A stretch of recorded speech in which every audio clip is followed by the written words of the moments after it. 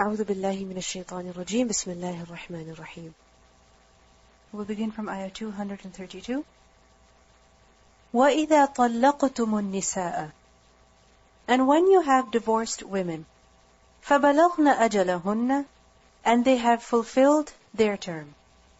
وَإِذَا طَلَّقْتُمُ النِّسَاءَ, this talaq refers to the revocable divorce, the first divorce or the second divorce.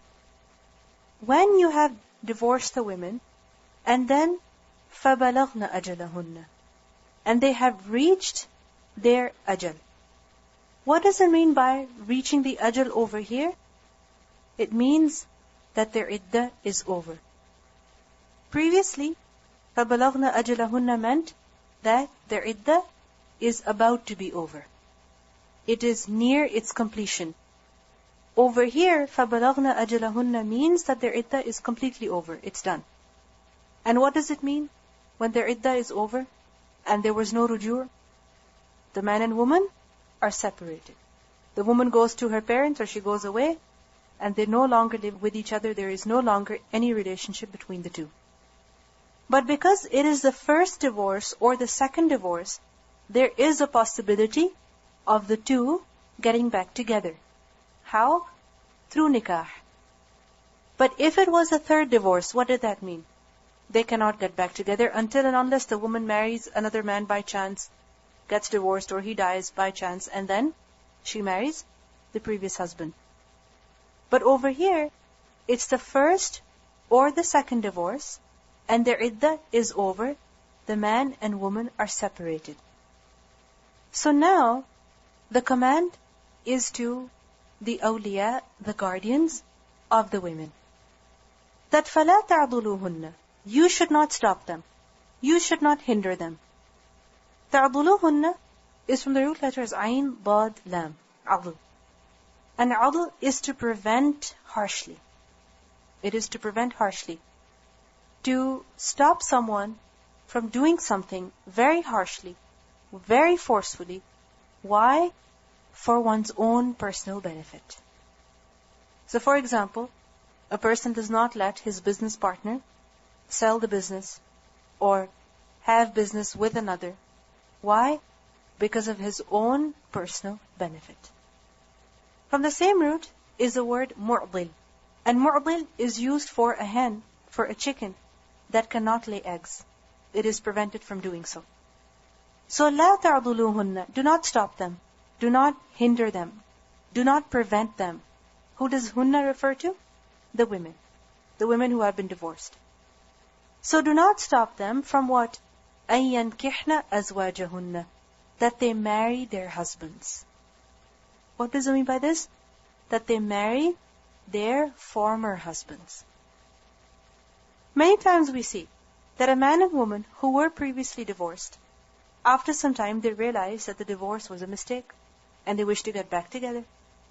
And if they resolve to get back together, who is it that comes in between? Their family. And especially the family of the woman. So over here, the address is to the awliya of the women, that once they have been divorced and their iddah is over, but they wish to get married to their former husbands, then do not stop them from doing so. Do not stop them from doing so. Because it is permissible for them to get back together. Because it's only the first or the second divorce. It's not the final one. So you can't stop them. لا تعضلوهن أن ينكحن أزواجهن. We see that Ma'qil ibn Yasar, he gave his sister in marriage to a Muslim man during the time of Allah's Messenger sallallahu alaihi wasallam. And she remained with him for a while, and he divorced her once. What did he do? He divorced her once and did not take her back until her iddah was over. The iddah was finished. So what happened then? She went back home. And then after some time, they wanted to get back together. They wanted to get back with each other. And so he came to ask her for marriage. He came with a proposal for her. But Ma'qil, he said to him that, "O ungrateful one, I honored you and married my sister to you, but you divorced her. By Allah, she will never be returned to you." So, many times what happens? The ego of the family it comes in the middle. It comes in between. So similarly, Ma'qil did not give his sister in marriage to that man, despite the fact that both of them wanted to get back together. Then Allah subhanahu wa ta'ala revealed this, that فَلَا تَعْضُلُوهُنَّ أَن يَنْكِحْنَ أَزْوَاجَهُنَّ. When Ma'qil heard this ayah, he said, I hear and obey, O my Lord.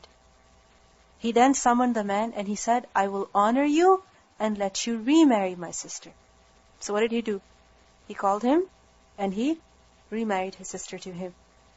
And it is also said, that Ma'qil also said that I will pay the expiation for breaking my vow. Because he said, by Allah, I will not marry her to you. So, the ayah was revealed specifically with regards to this issue, but we can see that this is relevant to many other people as well. Not just Ma'qil, radiyallahu anhu, but many other people. That sometimes the girl is divorced, she goes back home, and the parents, they don't send their daughter back to the same man. Sometimes they go to the extent of saying, we will kill you, but we will not send you back. We will kill ourselves, but we will not send you back.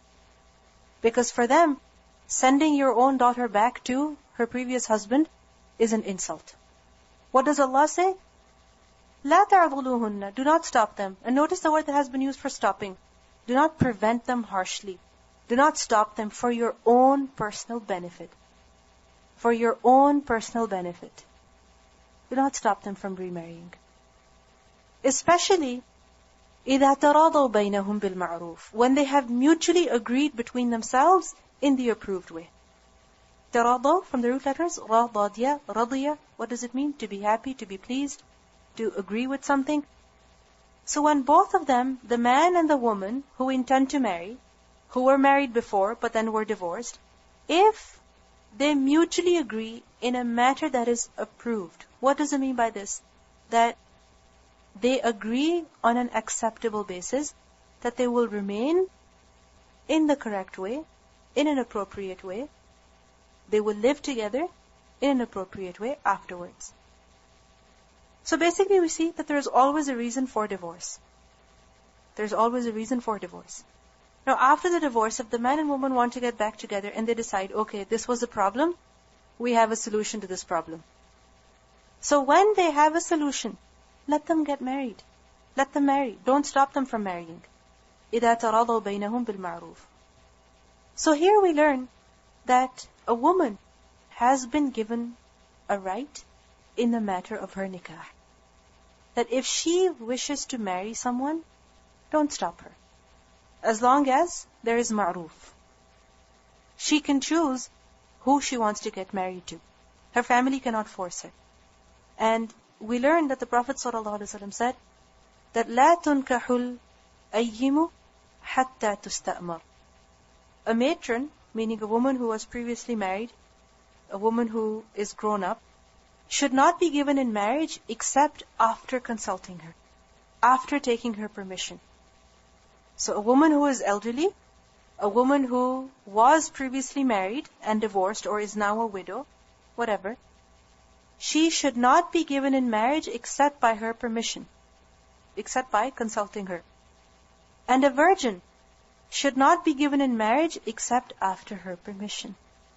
Even a young girl who is being married for the first time, even she should not be married except with her permission. Now, we know that in that society, women they wouldn't say out openly, I want to marry this person. Sometimes, some women would also do that, but other women wouldn't do that. So the people asked the Prophet ﷺ that, O Allah's Messenger, how can we know her permission? Like a girl who never speaks, a girl who is quiet, who is so shy. How can we take her permission? He said, her silence indicates her permission. Her silence is her approval. Which is why we see that every time there's a nikah that is being performed, what happens? The wali of the girl comes to her to take her permission, to get her signatures. So, we see over here that a woman has a right in her marriage. She has a right to decide. If she wishes to get married to her previous husband, to her former husband, then she should be allowed to do so. She should not be prevented from marrying her previous husband. This ayah has been understood in another way as well. That if you look at the beginning of the ayah, that when you divorce the women, وَإِذَا طَلَّقْتُمُ النِّسَاءَ, when you have divorced the women, the address over here is to the former husbands. Who is this addressed to? The former husbands, the ex-husband. That when you have divorced her, فَبَلَغْنَا أَجَلَهُنَّ, and her iddah is also over, you didn't do rujur to her, and now she's free, then she is free to marry whoever she wants. You have no say in her life anymore. If she decides to marry a particular person, the ex-husband cannot come in the middle and say that, no, you were my wife and now you cannot marry this other person. No.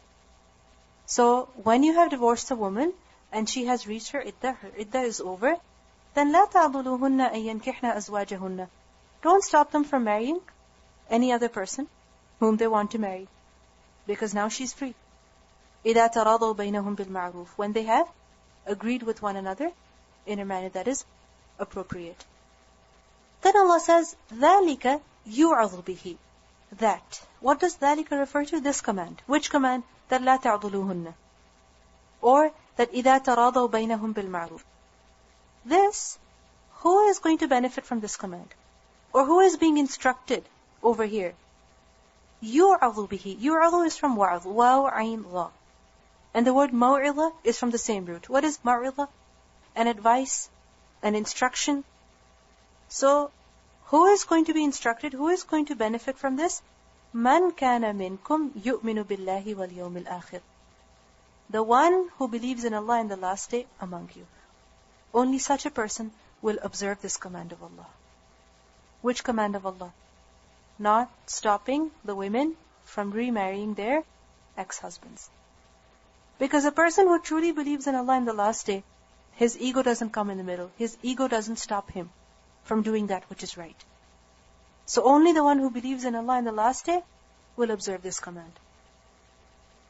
Also we see that إِذَا تَرَاضَوْا بَيْنَهُمْ بِالْمَعْرُوفِ, when they agree with one another in a manner that is appropriate, this has been understood as that when they agree in an appropriate manner and when they don't agree secretly. Because sometimes, despite the divorce, despite the termination of that relationship, still the man and woman are in contact. Still sometimes they speak to one another. The parents don't want them to, but they continue to speak to one another. So over here Allah says ma'roof. It should be appropriate way of mutually agreeing with one another. And only the one who fears Allah, will make sure that he follows this command of Allah. ذَلِكُمْ أَزْكَى لَكُمْ وَأَطْهَرُ. That is purer for you, that is better for you, وَأَطْهَرُ, and it is also cleaner for you. The word azka and athhar, both are used for purity, for cleanliness. Isn't it so? But there's a slight difference in the meaning. Azka is from tazkiyah. And what does tazkiyah mean? Cleanliness, to clean something. And it also means growth, to nurture something. Which is why the process of tazkiyah, the process of purification, includes takhliyah, to cleanse, meaning to get rid of the bad, to get rid of the filth, and tahliyah, to put that which is good, to adorn with that which is good, which is done with growth. So there is a meaning of growth as well as cleanliness in this. And the word tazkiyah has more to do with the matters of the nafs. It is with regards to the purification of the soul. It is with regards to spiritual ailments, with regards to weaknesses, akhlaq. So ذَلِكُمْ أَزْكَى لَكُمْ. What does it mean by this? It is much better for you. It is much better for you. This option of joining the two together who were previously married, letting them get married, this is purer, this is better. It is better than keeping them separated. Because if you keep them separated, what's going to happen? They're going to continue to speak to one another, or they're going to continue to meet each other. They're going to keep contact, which might lead to haram.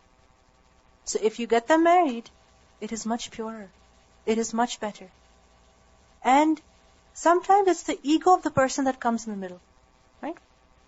For example, the story that I mentioned to you of Markle, what was it? He said that I gave you honor by marrying my sister to you, and you were ungrateful, you divorced her. I will not give her back to you. So sometimes it's the ego that comes in the middle. So when a person suppresses his ego, that purifies him. So this is azka lakum.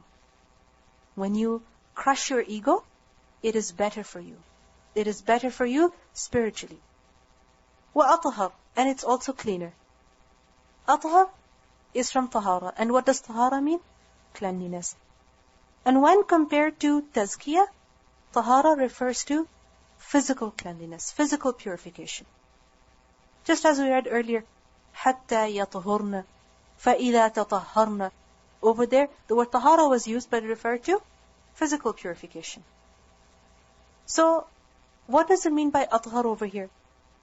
Athhar over here is adding to the intensity or the shiddah of the purity that is involved, of the cleanliness that is involved. That it's better for you, it's cleaner for you, it's very clean for you. This is the best option for you. And others have said that azka means it is good for you, it is better for you because it's from growth. And athhar refers to that it's cleaner for you. Because if you join the two together, if you get them married together, then they will not commit that which is haram. And suppose a man or a wali, he does not let his daughter get married to her previous husband.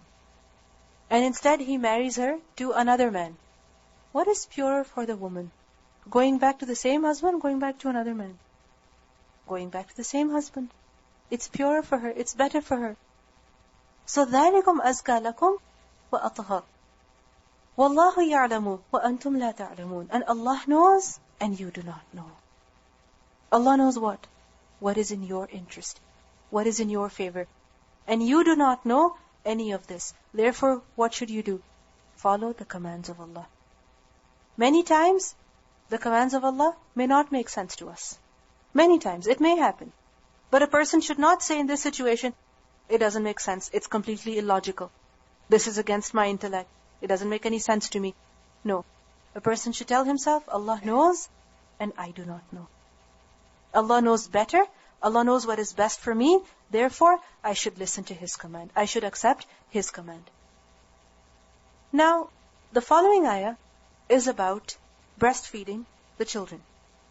Many times it happens that when a couple gets divorced, when a man and woman get divorced, who is it who suffers? Children. Especially if they're very young. Especially if they're still infants. The woman wants to keep the child. The man says that no, I should have the child. So child custody is the next big issue. So over here, breastfeeding has been mentioned as to who should breastfeed, for how long. And it has been stated very clearly that the man and woman should not use the child to blackmail each other, to harm each other. The child should be given his haqq. And just because of the difference between the man and woman, the child should not be adversely affected. وَالْوَالِدَاتُ, and the mothers. Walidat is the plural of walida. And walida is from the root letters waw, lam, dal. As you know, walada, it means to give birth. Walida is the woman who gives birth. Therefore, mother. Walidat over here refers to either divorced women, because the context is of mutallaqat. The context is of talaq. So walidat over here refers to divorced women who are also mothers, who have also just recently given birth, or who after the divorce have given birth. So who does walidat refer to? Divorced walidat. Secondly, it has been said that walidat over here does not just refer to divorced women, but this is general. That any woman who is married and who has a baby, who is a mother, this is the ruling concerning her. What is the ruling? That yurdi'na, they should nurse. Yurdi'na from the root letters ra, dad, ain, from the word rada'a, which is to breastfeed, to suckle. So they should nurse. Who should they nurse? Awladahunna, their children. Awlad is a plural of walad, and the word walad is used for any child, male or female. So it's not that the boy only should be nursed, or the girl only should be nursed. No. All babies, boys or girls, male or female, should be nursed. وَالْوَالِدَاتُ يُرْضِعْنَ أَوْلَادَهُنَّ. The women, the mothers, are going to nurse their children. For how long? حَوْلَيْنِ كَامِلَيْنِ. 2 complete years. حَوْلَيْن is a dual of حَوْل, and حَوْل is used for year. كَامِلَيْن, 2 complete ones. What does it mean by this?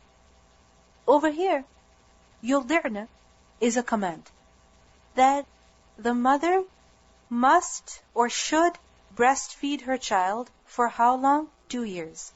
But this command is of permission, meaning it is allowed for a woman to breastfeed her child for 2 years. Because it's possible that a woman is unable to breastfeed her child because of some sickness, because of some disease, because of the inability to breastfeed. So, yurdirna over here is the command of permissibility. It is a command of permission, that a woman may do so. A mother may do so. But what is the maximum length? What is the maximum duration of breastfeeding a child? 2 complete years. Not more than that. So a woman can only breastfeed her child for 2 years. Not 2 years and 1 day. Not 2 years and 1 week. Not 2.5 years. Maximum is 2 years. And remember that these 2 years refers to lunar years. It refers to which years? Lunar years. So according to the birth in the lunar calendar, the woman should calculate the 2 years, and after the completion of 2 years, she should stop breastfeeding the child. Liman, for the one who, arada, he intended, he wanted, and yutimma rada'a, that he should complete the suckling period.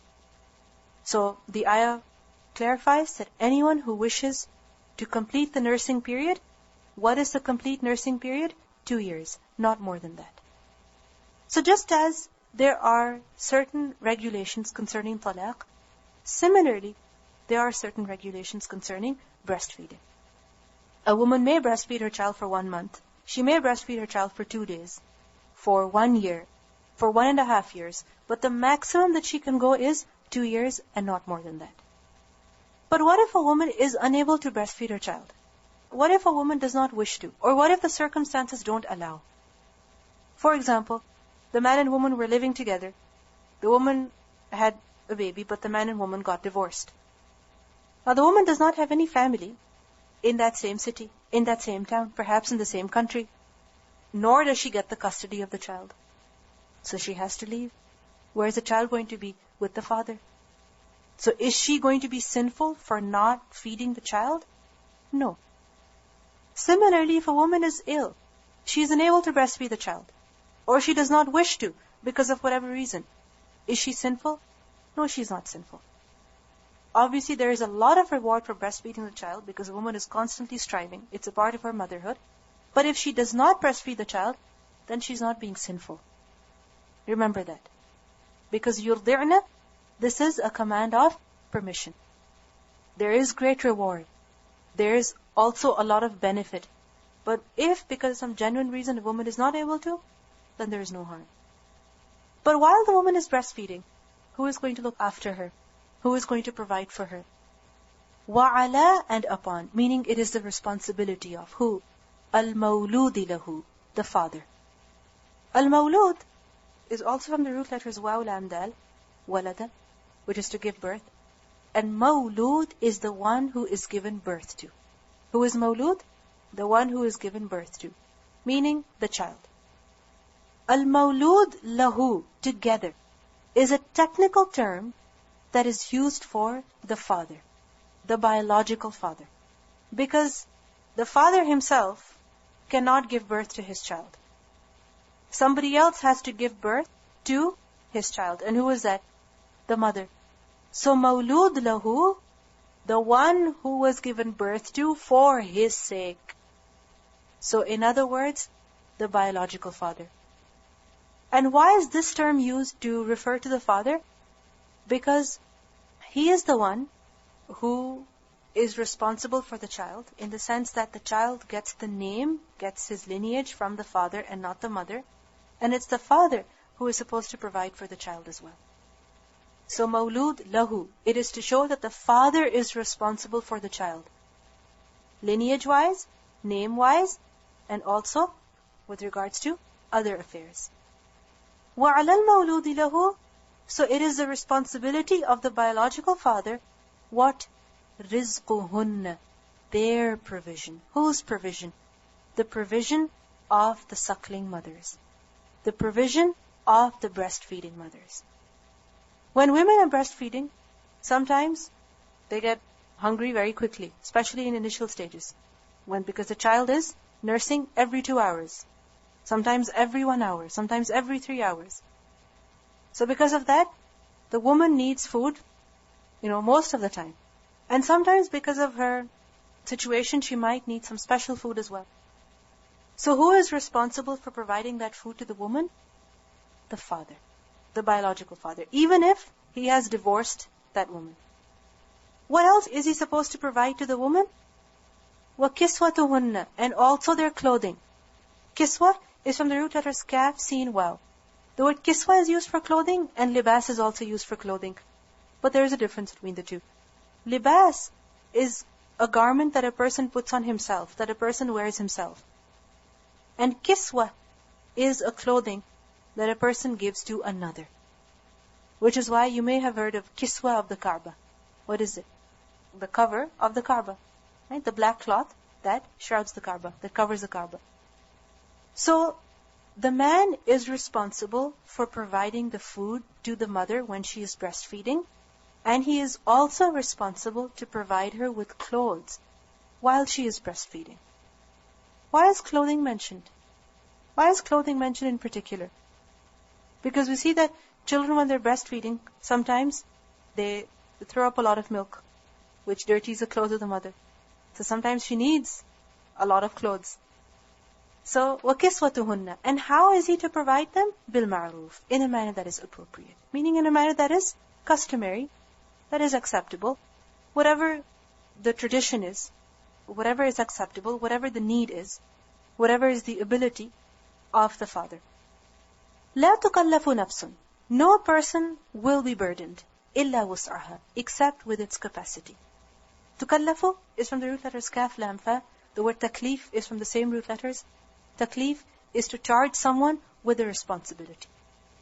It is to entrust, to burden someone with a responsibility. So no person is charged with more than what he can bear. إِلَّا وُسْعَهَا. And the word wus'a is from waw, sin, ayn, and wus'a is what a person can bear, what a person can tolerate in normal circumstances. What he can do with ease in normal circumstances.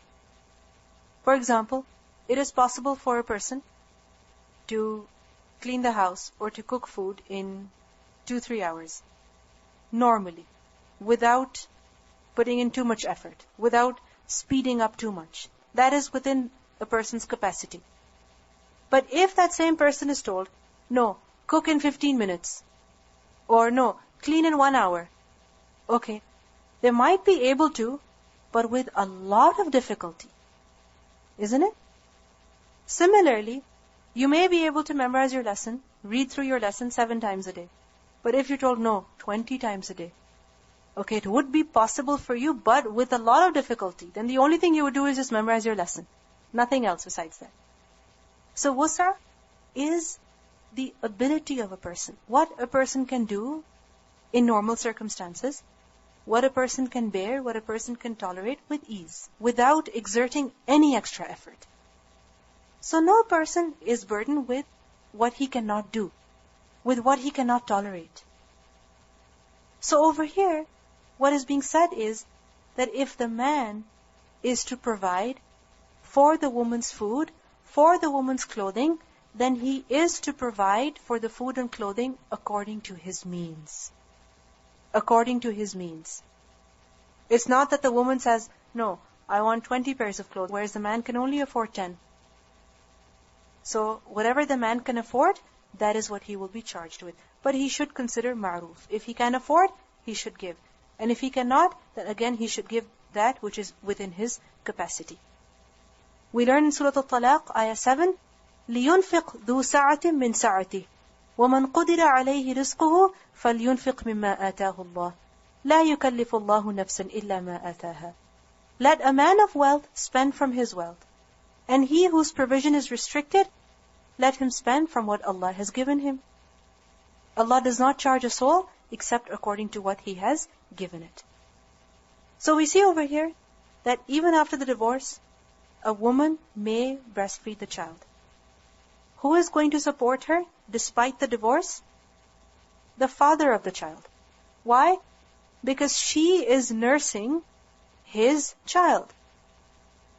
Then Allah says, لا تضار والدة بولدها. No mother is going to be harmed because of her child. تضار, again ضرار, same root, ضاد, را, را. So no mother is going to be harmed because of her child through her child. How? For example, a woman is forced to breastfeed the child and she is not given any rizq or any kiswa. The father does not give any provision to her at all. And because he knows that the mother loves the child, she'll feed the child anyway. So over here it is being clearly stated that no mother is going to be harmed through her child, because of her child. Similarly, sometimes the woman wants to breastfeed the child. But what does the father do? Because of the divorce, he says, no, you're not going to breastfeed her. You're not going to see the child at all. So no woman should be harmed through her child, because of her child. And similarly, وَلَا مَوْلُودٌ لَهُ بِوَلَدِهِ. Similarly, the father also should not be harmed through the child. Because many times when it comes to divorce, people use the child to harm the other. وَعَلَى الْوَارِثِ مِثْلُ ذَلِكَ. And similar is the responsibility upon who? Upon the warith, upon the heir. Who is the warith? The one who inherits from the other. Over here, the warith refers to the father's heir. So just imagine, a man and woman were married. They had a child. The child is still a baby, still an infant. The mother is breastfeeding the child, or the child is of breastfeeding age. Now, the father dies. The man dies. What's going to happen? The inheritance is going to be distributed. Now, the heirs, they are supposed to make sure that the woman gets her share and the child also gets her share. The heirs are responsible for providing for the woman's food, for the woman's clothing, while she is breastfeeding the child. The heirs cannot expect that the woman is going to spend out of her own share on the child. No. The woman is going to be given her share, and the child is going to be given his share. And the heirs are responsible for this. This is their duty. وَعَلَى الْوَارِثِ مِثْلُ ذَلِكَ. So ذَلِكَ refers to the duty of the father, which is to provide sustenance and clothing to the mother while she is breastfeeding. Others have said that ذَلِكَ over here refers to the prohibition of dirar, the prohibition of harming the mother through her child. Then okay, let's say the man died. But now the heirs are coming in the middle, and what are they doing? They won't let the mother breastfeed the child, and they say, give the child to us. Give the child to us. And the mother is not allowed to breastfeed. And many times we see that the man and woman, despite their divorce, they have agreed upon something. But it's the rest of the family that comes in the middle, that interferes. And it's the children who suffer then. For example, I know of a family in which what happened was that the man and woman, they got divorced. The woman was pregnant at that time. And the parents of the girl said, the parents of the woman said to the boy's family, that if you want this child, then you should come to the hospital at the time of delivery. And you take the child right away. If you don't, we're going to give the child to an orphanage. We're going to give the child to the orphanage. The woman, the mother, was not even allowed to see her child, despite the fact that she wanted the child, despite the fact that she wanted to breastfeed the child. She wanted to keep her child, but the parents would not allow. So this command is not just to the father and the mother, but it's to the rest of the family as well. That don't harm the mother, don't harm the father through the child. Similarly, sometimes the children are in the custody of the mother, and the mother's parents don't allow the grandchildren to go see their father. Sometimes it happens. So وَعَلَى الْوَارِثِ مِثْلُ ذَلِكَ. Similar responsibility is upon the heirs. فَإِنْ أَرَادَ فِصَالًا. Then if the two wanted weaning. Who two wanted? The two over here refers to the mother and the father. Whether they are divorced or not. Both of them want to wean the child. From what? عَنْ تَرَاضٍ مِّنْهُمَا. Out of mutual agreement. فِصَالًا is from the root letters fa, sad, lam. And fasl is to separate. And fisal is weaning, which is when a child is taken off of breastfeeding. As long as a child is breastfeeding, he is with the mother. The mother cannot leave him for 2 hours, she cannot leave him for 3 hours, she cannot leave him for 5 hours, because she is breastfeeding him. But when she weans the child, then the child and mother are separated for longer time, for longer periods of time. So if both of them, meaning the mother and father, wish to wean the child, and this decision is عَنْ تَرَاضٍ مِّنْهُمَا, it is a mutual decision. Both of them agree. It's not just the decision of the mother, it's not just the decision of the father. You see how much the parents have to be on the same page. The husband and wife, they have to be at the same page. That even when it comes to breastfeeding the child or not breastfeeding the child, it should be a mutual decision. It should not be a decision made by one person and forced upon the other. No. Both should decide. Both should agree. عَنْ تَرَاضٍ مِّنْهُمَا. وَتَشَاوُرٍ, and also mutual consultation. Tashawur is from Shin wa Ra. Tashawur is to consult one another, to discuss about an issue, to take counsel. So we see that shura should also be a major part of family life, especially between a husband and wife. So if they both decide that they should wean the child, why?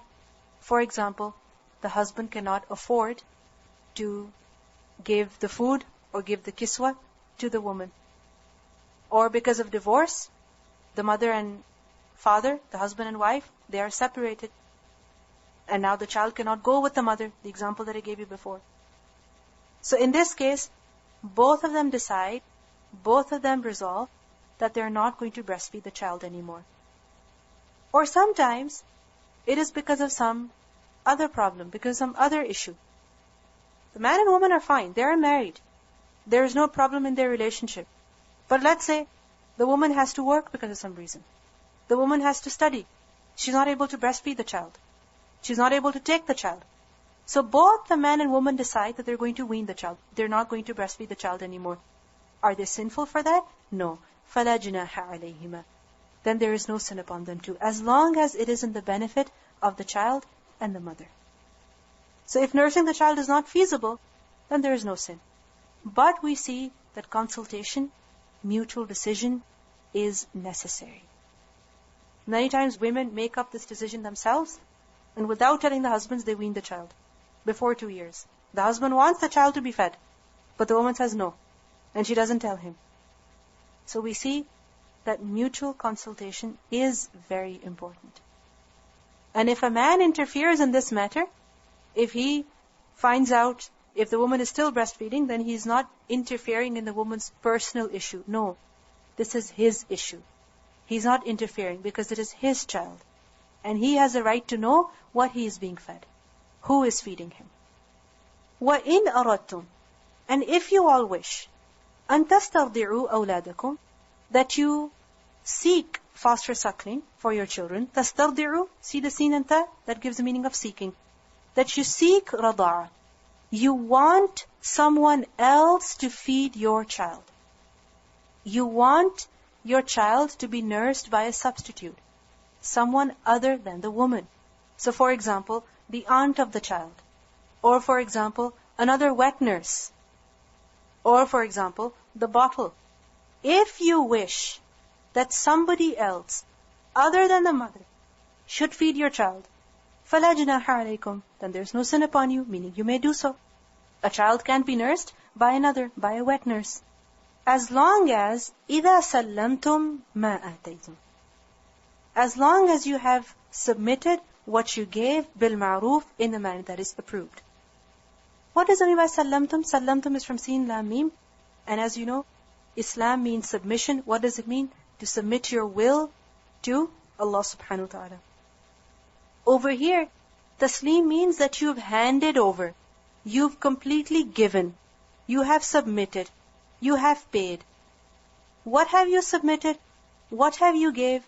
مَا آتَيْتُمْ, that which you intended to give. To who? To the wet nurse. To the suckling mother. Previously we learned that the Arabs, they would send their children to the villages, to the desert, so that they would be nursed over there. The mothers would not nurse their own children, but the children would be sent to the desert, where they would live with the desert dwellers, and they would feed them, breastfeed them, and also feed them otherwise. And this was so that the children are exposed to the rich Arabic language, and they get the best nutrition as well.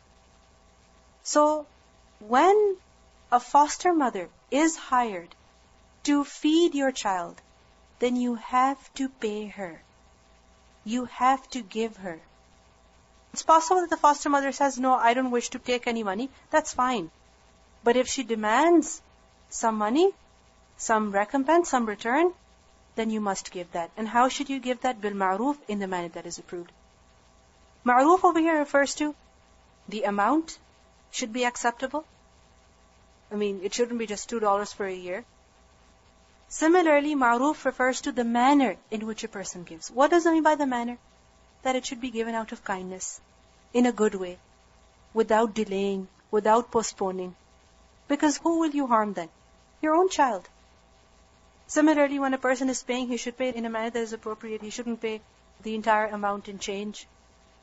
So the person is lugging 2,000 coins to the bank. So in a way that is ma'ruf. وَاتَّقُوا اللَّهَ, and fear Allah, even with regards to this matter. وَاعْلَمُوا أَنَّ اللَّهَ بِمَا تَعْمَلُونَ بَصِيرٌ, and know that Allah is seeing of everything you do. If we remember this, that Allah is seeing of everything that I do. When I'm dealing with my spouse, when I'm dealing with my child, when I'm dealing with my in-laws, when I'm dealing with any other person, any person out there, if we remember this rule, that Allah sees my intentions, Allah sees my actions, He knows about what I say, only then can we develop fear of Allah, and only then can we do that which Allah approves of. Only then can we give the haqq of the other.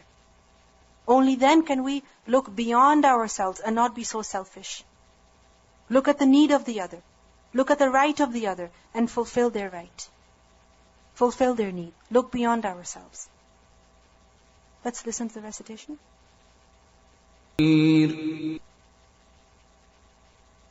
سبحانك اللهم وبحمدك نشهد أن لا إله إلا أنت نستغفرك ونتوب إليك. السلام عليكم ورحمة الله وبركاته.